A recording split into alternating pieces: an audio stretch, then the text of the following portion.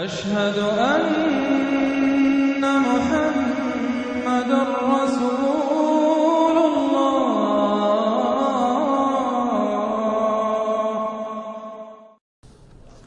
اعوذ باللہ من الشیطان الرجیم بسم اللہ الرحمن الرحیم سبح اسم ربک الاعلی الذی خلق فسوى والذی قدر فہدى صدق اللہ العظیم.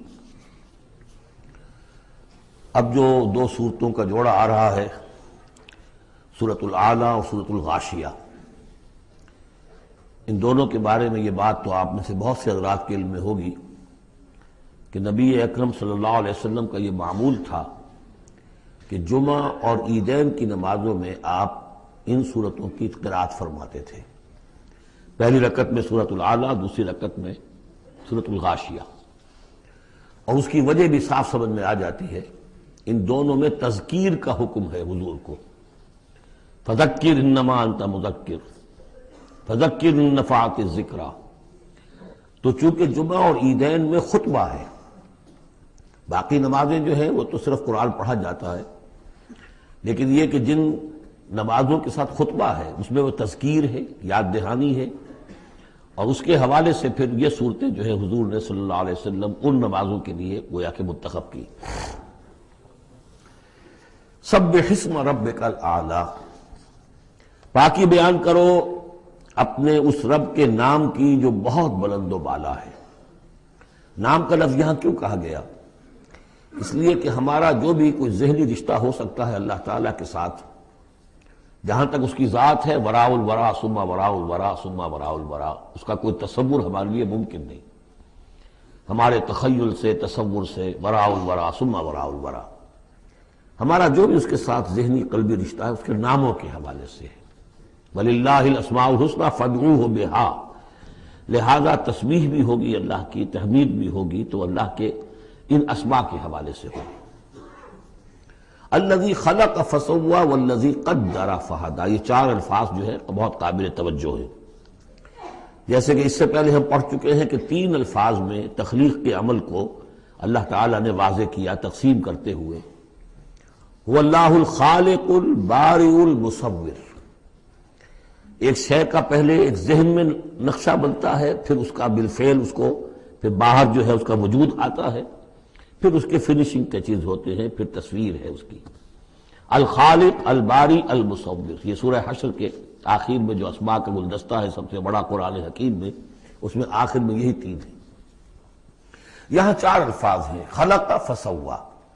اس کو ہم یوں سمجھ سکتے ہیں کہ ایک ہے کسی چیز کا جو اصل حیولہ ہے وہ تیار کر دیا جائے. جس کی سادہ ترین مثال یہ ہے کہ بلڈنگ ہے، اس کا سٹرکچر کھڑا ہو گیا، اب اس کے بعد تسویہ ہے، اس کی چھان پھٹک کر کے اور اس کے سنوارنا ہے، اس کے اندر ڈیکوریشن ہے، اس کے اندر مختلف جو ہے خوبصورتی کی چیزیں پیدا کرنی ہے، یہ تسویہ ہے. تو تخلیق ڈھانچہ کھڑا ہو جانا، اور تسویہ پھر اس کے اندر تمام چیزوں کو بہتر سے بہتر انداز میں فنیشنگ ٹچز دینا. والذی قدر فہدی، اب ہر شے کی جو کہ ان دو مراحل سے گزر چکی ہے، تخلیق اور تسویہ کے دو مراحل سے، اب اس کے لیے ایک اندازہ مقرر کیا جاتا ہے. اس کی کیا کیپیبلٹیز ہیں، اس کی کیا پوٹینشیلٹیز ہیں، یا یوں کہیے اس کی کیا لیمیٹیشنز ہیں. اب ایک انسان ہے، اشرف المخلوقات ہے، لیکن اس کی یہ لیمیٹیشن ہے کہ وہ اڑ نہیں سکتا. پرندہ ہے، چھوٹی سی چڑیا اڑتی پھرتی ہے. تو ہر ایک نوع کی لیمٹس ہیں، ہر ایک نوع کے لیے اللہ تعالیٰ نے اس کی ایک تقدیر، اس کا ایک اندازہ جو ہے مقرر کر دیا ہے. پھر انواع کی تقدیر مقرر، انسانوں کی بھی تقدیر ہے. وہ جو میں بتا چکا ہوں، شاکلہ جو بنتا ہے، وہ جو بھی جینز آئے ہیں وہ تو اس کے گویا کہ گیون ہیں. اس کے لیے کسی کو ذہانت والے ملے ہیں، کسی کے اندر جسمانی قوت والے زیادہ ہیں، کسی میں کوئی اور وصف ہے، تو یہ بھی اس کے لیے گیون ہے.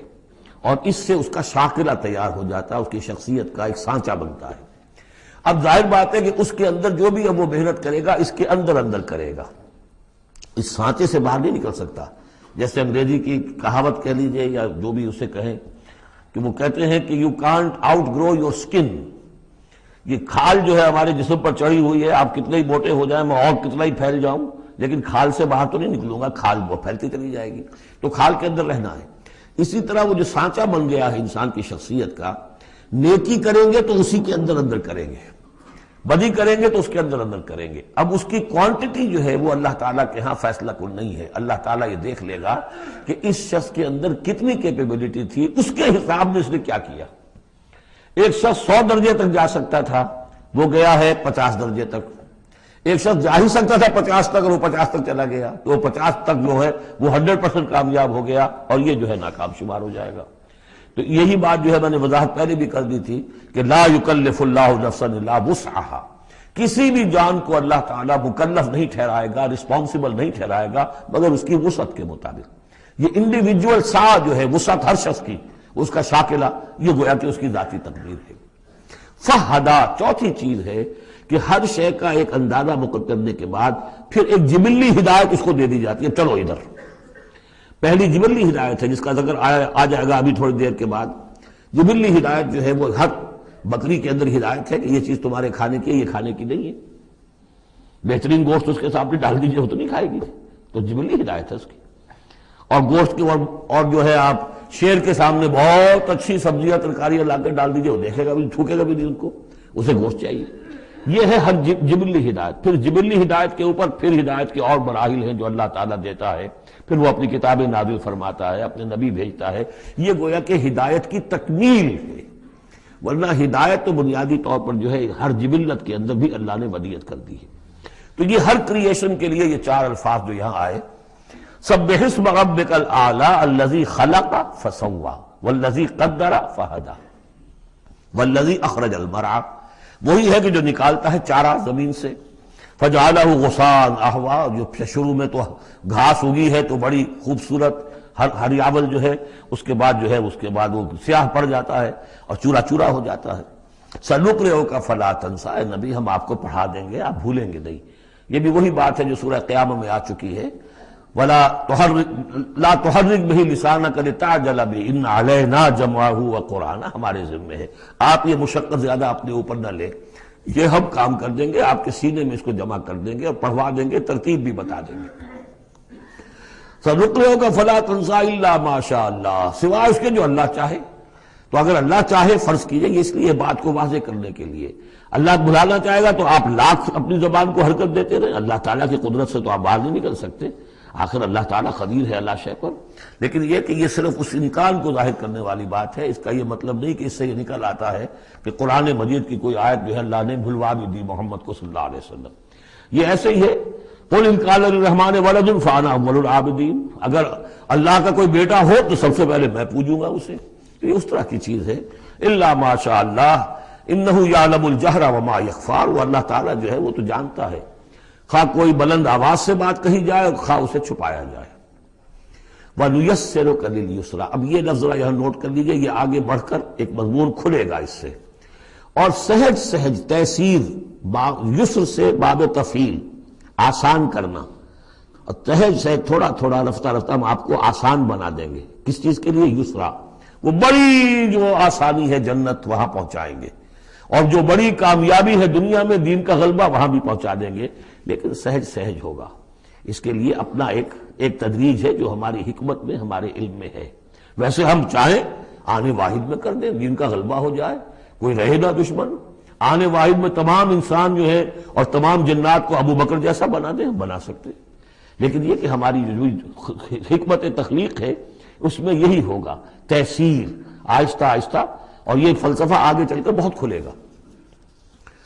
وَنُيَسِّرُكَ لِلْيُسْرَىٰ فَذَكِّرْ إِن نَّفَعَتِ الذِّكْرَىٰ، آپ تو یاد دہانی کراتے رہیے اگر فائدہ دے سمجھانا. اور اس میں در حقیقت یہ ہے کہ ذکر جو ہے اللہ تعالیٰ کا اور اللہ تعالیٰ کی تذکیر جو ہے، اگر تو کہہ دیا ہے یہاں پر اگر فائدہ پہنچائے، لیکن اس کا یہ مطلب نہیں کہ اگر فائدہ پہنچائے تبھی تذکیر کی جائے، اس لیے کہ آگے آ رہا ہے سَيَذَّكَّرُ مَن يَخْشَىٰ، یعنی آپ اگر تذکیر کریں گے تو جس کے دل میں کچھ خوف ہے اس کو تو فائدہ ہو جائے گا نا. آپ تذکیر فرما رہے ہیں، نئی وحی آ گئی ہے، اسے آپ نے پڑھ کر سنایا ہے، وہ جن کو پرواہ نہیں ہے ان کو تو فائدہ نہیں ہوگا، لیکن آپ کے اہل ایمان ساتھیوں کے علم میں اضافہ ہوگا، ان کے اندر اور جو ہے ایمان جو ہے بڑھے گا. سَيَذَّكَّرُ مَن يَخْشَىٰ وَيَتَجَنَّبُهَا الْأَشْقَىٰ، البتہ جو شقی ہے، بدبخت ہے، وہ اس سے اپنا پہلو کترا جائے گا، وہ پہلو موڑ لے گا. الذی یصلی النار الکبریٰ، جس کا انجام پھر یہ ہونا ہے کہ وہ بڑی آگ میں جھونکا جائے گا، داخل ہوگا بڑی آگ میں۔ ثم لا یموت فیہا ولا یحیا، پھر نہ اس میں وہ مرے گا اور نہ زندہ رہے گا، نہ زندوں میں نہ مردوں میں۔ لا تبقی ولا تذر، سورہ مدثر میں جو آیت آئی تھی، ثم لا یموت فیہا ولا یحیا، پھر نہ اس میں اس کو موت آئے گی، نہ وہ زندوں میں ہوگا نہ مردوں میں۔ قد افلح من تزکا، یقیناً کامیاب ہو گیا وہ، یہ مضمون بھی آگے اب پھیلے گا اور بڑھے گا، ترقی کرے گا۔ قد افلح من تزکا، بے شک کامیاب ہوا وہ کہ جس نے تزکیہ حاصل کر لیا، اپنے آپ کو پاک کر لیا۔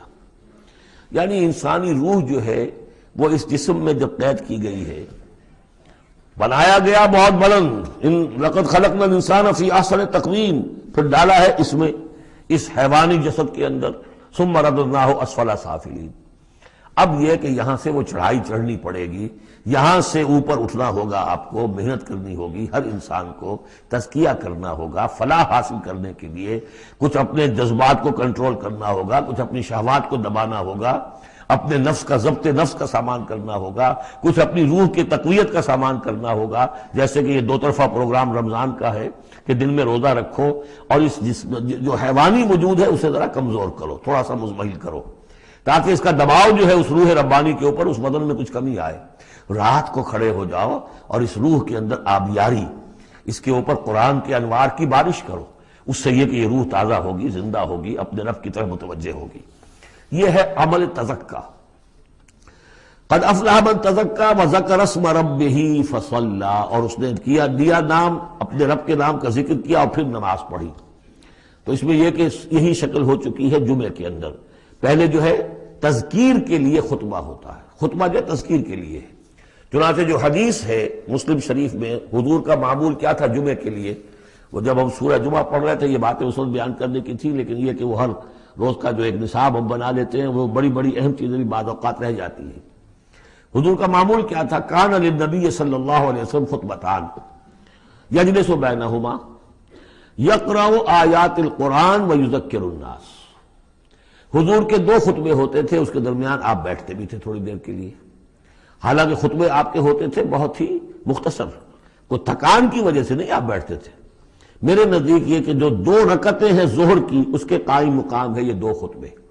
ظہر کی 4 رکعتیں ہیں فرض، اور جمعے کی رہ گئی 2، تو 2 رکعتوں کے قائم مقام یہ 2 خطبے ہیں۔ اس کو ظاہر کرنے کے لیے حضور وقفہ ڈال کر اور ان کو 2 خطبے بناتے تھے۔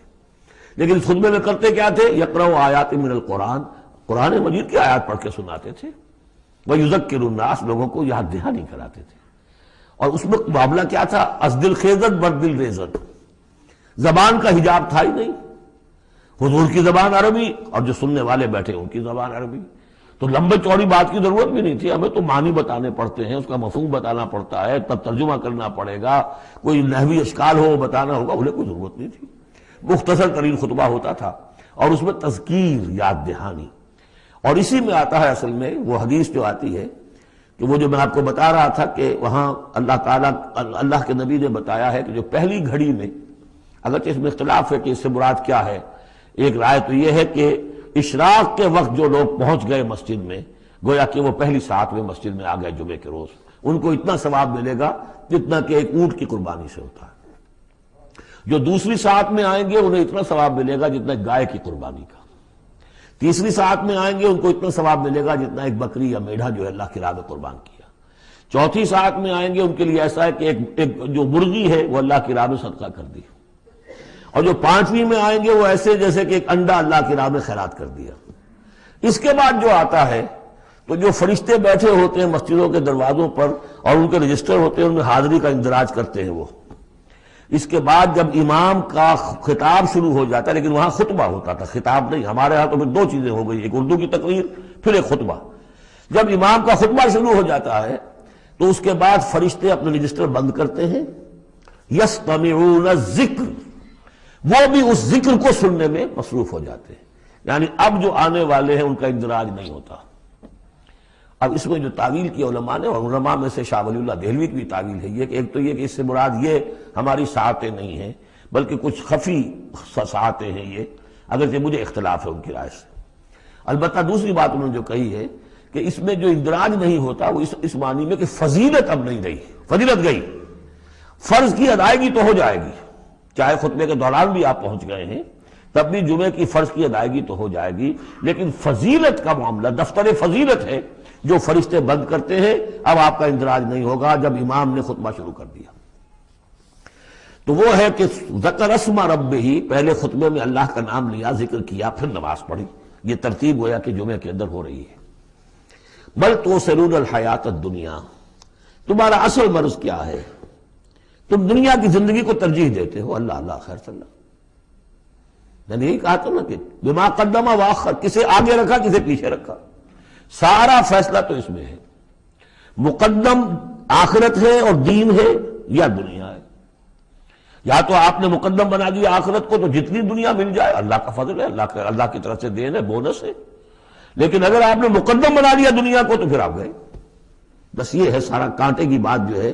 تو اس حوالے سے بل تؤثرون الحیات الدنیا کلا بل تحبون العاجلہ وتذرون الآخرہ، تمہارا اصل مرض یہ ہے، تم اس عاجلہ سے محبت کرتے ہو، اس کا نفع بھی نقد نقصان بھی نقد، تکلیف بھی فوراً محسوس ہو گئی اور راحت بھی فوراً محسوس ہو گئی، اور آخرت کا نفع نقصان بھی قرض ہے، ادھار ہے، اس کی تکلیف اس وقت محسوس نہیں ہو رہی، انگارے بھر رہے ہیں اپنے پیٹ کے اندر لیکن وہ انگارے اس وقت پیٹ کو جلا نہیں رہے ہیں، وہ انگارے ظاہر ہو جائیں گے قیامت کے اندر، وہ جلائیں گے اس وقت، لیکن انگارے بھر اس وقت رہے ہو۔ جو فرمایا کہ جو یتیموں کا مال ہڑپ کرتے ہیں ناحق طور پر، یا اولئک ما یاکلون فی بطونہم الا النار، وہ آگ بھر رہے ہیں اپنے پیٹوں کے اندر، لیکن اس وقت وہ آگ ٹھنڈی ہے، شوگر کوٹڈ ہے، اوپر اس کے انسولیشن ہے، وہ آپ کے معدے کو جلاتی نہیں جا کر، لیکن وہی ہے تو آگ۔ بہرحال تم ترجیح دیتے ہو دنیا کو، والآخرۃ خیر وابقیٰ، جبکہ آخرت بہتر بھی ہے اور باقی رہنے والی ہے۔ ان ھذا لفی الصحف الاولی، یہی بات تھی پرانے صحیفوں میں۔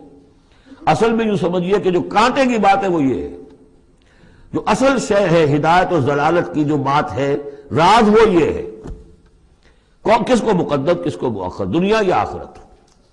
صحف ابراہیم و موسیٰ، صحف اولا یعنی ابراہیم کے صحیفے اور موسیٰ کے صحیفے، ان کا ذکر پہلے بھی آیا ہے، تو موسیٰ کے صحیفے ہمیں معلوم ہے، ابراہیم کے نہیں۔ جیسا کہ میں نے عرض کیا، میری ایک رائے ہے کہ جو ہندوؤں کے ہے اپنشد، وہ میرے نزدیک صحف ابراہیمی کی بگڑی ہوئی بدلی ہوئی شکلیں۔